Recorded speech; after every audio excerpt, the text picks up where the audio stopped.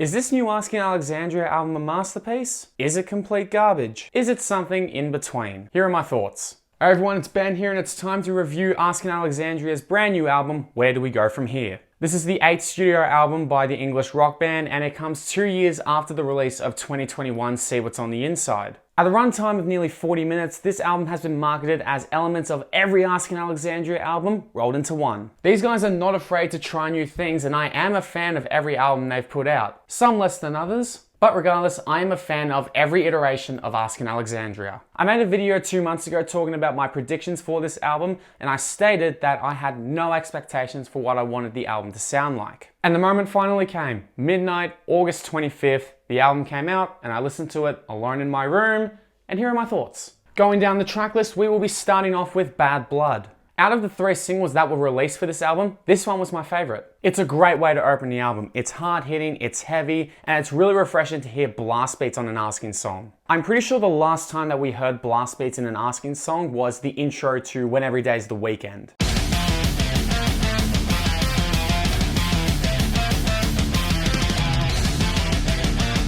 Danny's screaming on this song, and yes they are Danny, took me by a massive surprise on first listen. It's also great to hear Ben Bruce singing on an album again. He had a singing part on Miles Away, which was a See What's On The Inside bonus track, but it's nice to hear him on an album song. Moving on to track 2, Things Could Be Different. The intro was very reminiscent of disco music, especially in the drums.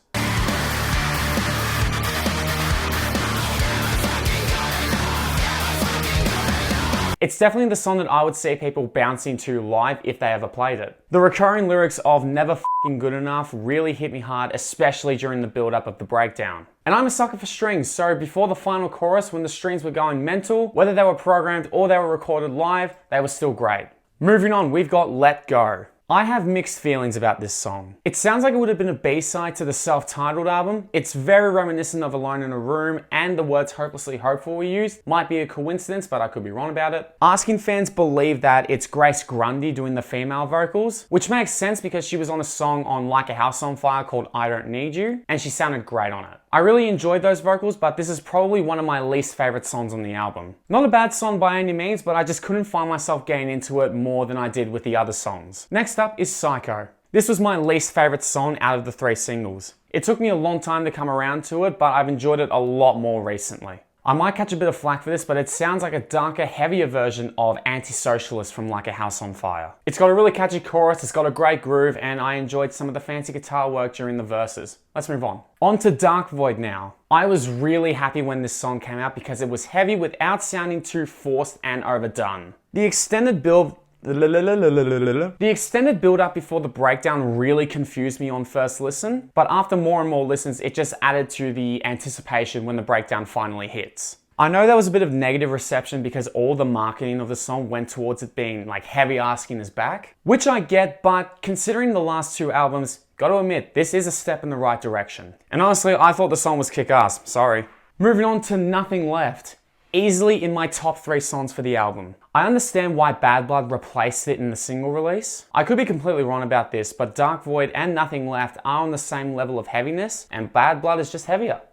It just is, I'm sorry. It's got one of the catchiest choruses and best melodies on the album. I honestly think Danny sounds great here. Like with Dark Void, the build-up made the breakdown worth it. A guitar solo was very unexpected. It was short, but sweet. Next up we have Feel. Those opening lyrics honestly got me in the feels. I've never been afraid of the light when my heart stops beating. Definitely sets the tone for what the song's gonna sound like. There's some great drumming work from James Castles, not just on this song, but the whole album. I will say that on the last 2 albums, his drumming has been pretty basic, but that's because the songs were basic, with the exception of a few songs. It's nice to see him going a little bit crazy on this album. I was not expecting a breakdown for this song, but I welcomed it with open arms because it sounded great here. Moving on to the tail end of the album, we have Let the Dead Take Me. Right off the bat, we've got a killer bass tone by Sam Betley and a great riff to accompany it. This song is different.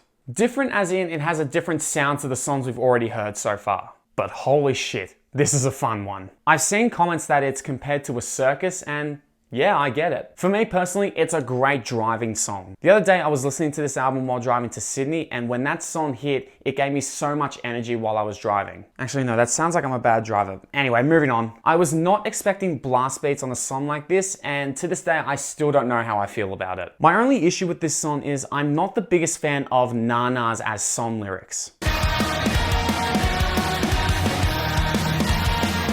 I feel the same way about la-las and doot-doots as well. I'm very aware that that is a me problem, but apart from that, it's a fun song. Next up, Kill It With Fire. What? I predicted Church Burner. I genuinely have no idea if I got this right. We got two things very different from an Asking song. We have a main song that is 1 minute long. So I'm not counting Welcome, I'm not counting Alarian, and I'm not counting the See What's on the Inside intro. However, we also got Ben screaming on a song.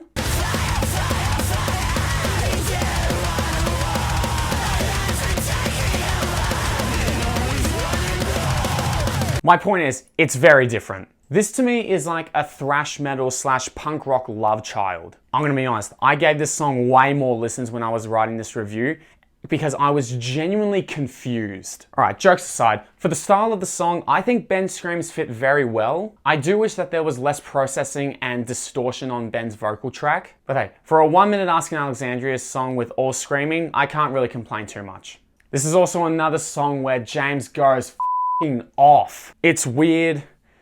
It's really f***ing weird, but it's also fun. Anyway, I've spent enough time on this, so let's just move on. Next up, we have Holding On To Something More. If there was one thing that Asking were doing consistently on this album, it's writing catchy choruses, and this song is no exception. The song just flows really well, and there are no awkward spots at all. This definitely sounds like a song that would end up on See What's on the Inside, because Danny's screams during the bridge aren't really screams, they're more like yells. Not saying that that style is bad, I thought it worked really well. I hate using this word, but this song has a great vibe, and I think it's one of Danny's best performances on the album.